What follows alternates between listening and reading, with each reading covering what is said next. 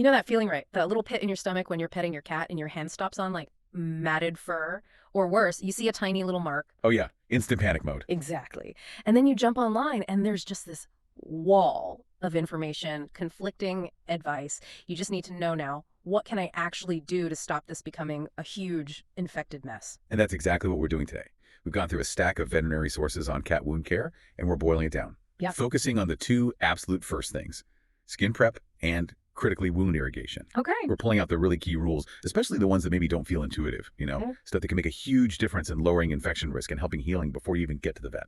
Right. So where do we start? I guess with the wound type that often looks like nothing, but it's actually really serious. Precisely.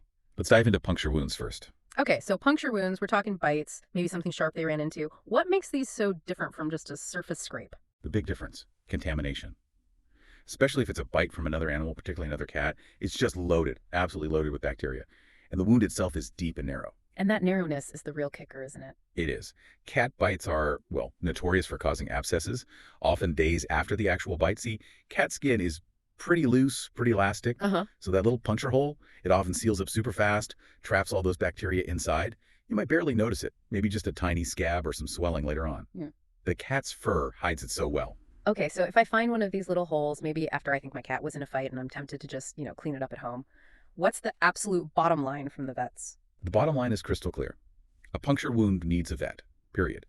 Even if it looks tiny, you simply can't clean out the depth of that wound effectively yourself. And what the vet does is kind of fascinating because it goes against what most of us think about wounds, which is, close them up quickly. Right. With a contaminated puncture, the opposite is true. The essential treatment is actually surgically enlarging the skin opening. Opening it up. Yes, to allow for proper drainage. Then they'll aggressively flush it, irrigate it with a dilute antiseptic. And here's the key rule. These wounds are not stitched closed. Because you just trapped the infection. Precisely. You need it to drain. So flushing, draining, preventing that bacterial trap. That's the focus. Mm-hmm. And yeah, antibiotics are almost always part of the plan because the contamination level is so high. And of course, with any bite, there's the bigger picture risk we can't ignore. Absolutely. So, Rabies, always a consideration if it's a bite from a wild animal or even another pet if you don't know its vaccine status. A booster for your cat might be strongly recommended. okay, that really sets the scene for how serious contamination can be. So let's shift to general first aid, assuming we've handled the immediate bite assessment. The sources emphasize that contamination isn't just bites, right? It's basic dirt too. Yeah, that's the starting point for pretty much any wound your cat might get. All right. Assume it's contaminated with dirt, environmental bacteria, you name it. So, rule number one, before you even touch the wound area, Yeah. clean your hands. Use clean instruments if you have them. Simple but crucial. It really is. Yeah. Cuts down the risk of introducing new infections or even things like tetanus. Okay. Now, the sources lay out about 5 steps for wound care: skin prep, irrigation, debridement, closure, bandaging. But we're zeroing in on just the first 2, the stuff you can and should do immediately at home. Let's start with skin preparation, cleaning around the edges. Right, the perimeter cleanse. So I might grab a bottle of, say, betadine or chlorhexidine scrub. My instinct would be just use it straight. Why is that a terrible idea? Oh, that's a really common misconception and a dangerous one. Those stock solutions, the 10% betadine, the 2% chlorhexidine, they're meant for very brief contact on intact skin, like before surgery. They are way, way too harsh for the delicate, exposed tissue inside a wound. Extremely irritating. Actually toxic to those healing cells. Pouring that stuff in directly, you'll cause damage and seriously slow down healing. Wow. Okay, so dilution is absolutely key, even just for scrubbing the skin around the wound. Mandatory. Even for the perimeter scrub on the tougher skin nearby, you need to dilute it way down.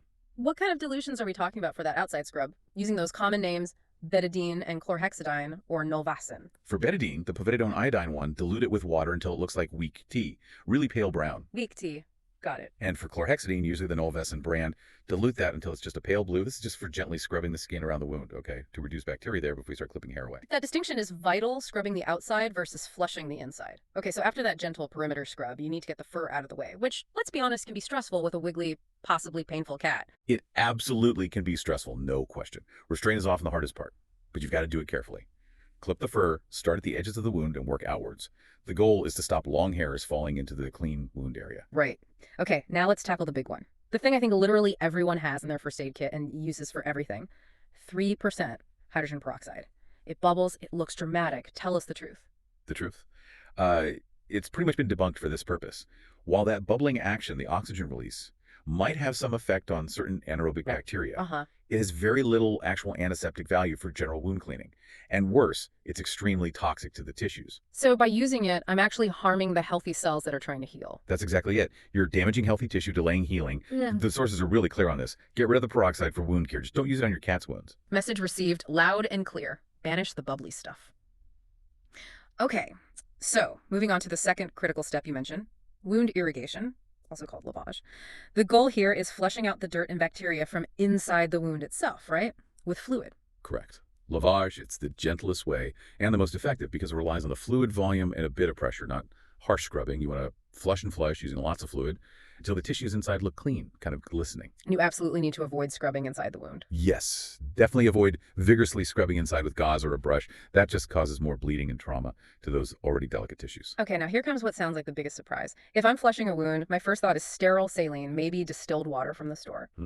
But you're saying tap water. Believe it or not, yes, plain old tap water. Yeah. That's the counterintuitive finding from the research. It's perfectly acceptable. It's obviously convenient in an emergency. Yep. And critically, studies show it actually causes less tissue reaction, less irritation than sterile saline or distilled water. It's gentler on the cells. That is incredibly useful, practical information. Okay, so tap water is the base. But to give it some germ-killing power, we add back one of those antiseptics, betadine or chlorhexidine, but at an even weaker concentration than the weak tea scrub. Much, much weaker. Yeah. Yes. Because this fluid is going inside the wound, potentially for prolonged contact, the dilution has to be significantly higher, way more dilute than the scrub solution. All right. Adding a tiny bit of chlorhexidine or betadine Mm-hmm. gives you that antibacterial action. Chlorhexidine tends to have a better residual effect, meaning it keeps working a bit longer. And just to be clear, absolutely no soap solutions inside the wound, ever. Okay, people need the exact numbers here. Let's make this super clear.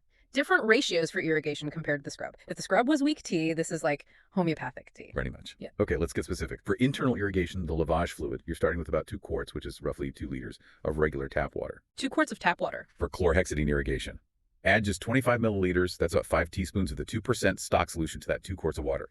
That gives you the target 0.05% solution. Very dilute. 25 milliliters of 2% chlorhexidine in 2 quarts water. Got it. For betadine irrigation, add only 10 milliliters, about 2 teaspoons of the 10% stock solution to the 2 quarts of water. That makes the target 0.2% irrigating solution. 10 milliliters of 10% betadine in 2 quarts water.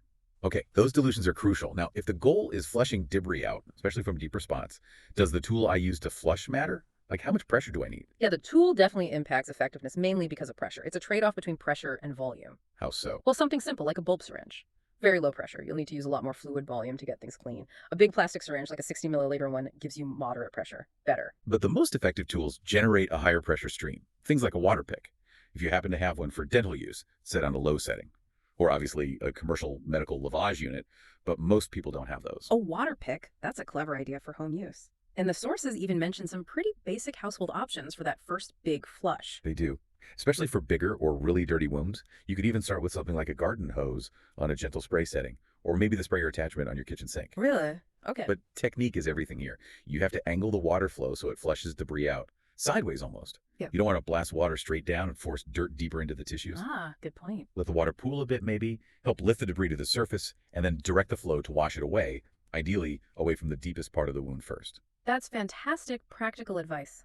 Wow. Okay, we have covered a lot of ground today. From those sneaky puncture wounds to the actual chemistry of cleaning, let's recap the absolute must-knows. First, your cat's fur can easily hide a really dangerous puncture wound, especially a bite. Those need a vet. They need to be opened and drained, not closed. Absolutely critical. Second, those standard surgical scrubs, betadine and chlorhexidine, way too strong out of the bottle. Toxic to wounds. Yeah. Dilute them way down, even just for scrubbing the skin around the wound. Weak tea or pale blue for the outside scrub. Got it. And maybe the biggest aha moments. Ditch the 3% hydrogen peroxide from your kit immediately. It harms tissue. Right. And for flushing the wound itself, good old tap water is not just acceptable, it's often preferred. Then add just a tiny, tiny amount of antiseptic for germ-killing power. Remember those very specific, very dilute irrigation ratios we gave. Those precise dilutions are key. Proper irrigation, proper flushing. That's the foundation for stopping that initial contamination becoming a raging infection later. Exactly. That's the core goal of these first steps. Yep. Stabilize the wound environment, reduce the bacterial load. So here's something to chew on as we wrap up. We just learned that some really basic things, like how to dilute antiseptics or that tap water is good for flushing, are actually pretty counterintuitive compared to maybe the first aid advice we grew up with. It makes you wonder, doesn't it? What other common first aid practices, things you might be doing without a second thought, could actually be slowing down healing instead of helping? That's a question worth considering for your own preparedness.